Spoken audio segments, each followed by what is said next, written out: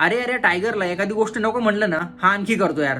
एक त्या झेंडूची ऍक्टिंग बघून डोक्यात मुंग्या येतात. त्या तो बागी 1, बागी 2, बागी 3, बागी 4. अरे बस कर. या झेंडूला एवढं पण कळा ना की याचे पिक्चर बघून आमच्या नाका डोळ्यातून रक्त यायला लागलं. हा ऐकतच नाहीये. आणि या झेंडूचा काही वर्षापूर्वी एक पिक्चर आला होता फ्लाइंग जेट. आणि ज्या लोकांनी हा पिक्चर बघितला होता त्या लोकांचा पिक्चरवरून विश्वास उठलाय. आणि त्यातले अर्धे लोक या जगात नाहीयेत. आणि हा झेंडू त्याच पिक्चरचा कॉस्ट्युम घालून लोकांमध्ये फिरतोय. म्हणजे यांनी पूर्णपणे ठरवलंय मी लोकांना नीट जगू देणार नाही. मला असं वाटतं याचा असा गैरसमज झालाय की याला लई लोक लाईक करतात. याची चाळे बघा ना तुम्ही. लहान पोरांसंग असे फोटो काढतोय जस का सगळ्यांना दत्तक घेणाऱ्या. ते बारकाली पोरं पण याला जोकर समजत असतील. त्या पोरांना जर कळलं ना हा किती खतरनाक पादरा आहे त्याच्याजवळ कोण थांबणार नाही.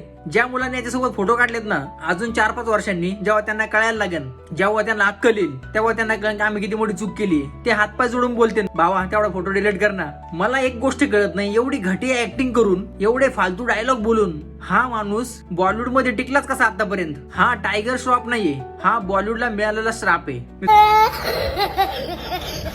मित्रांनो व्हिडिओ आवडला तर लाईक करा. तुमचा भाऊ तुमच्या सेवेला मी हजर राहील. थँक्यू.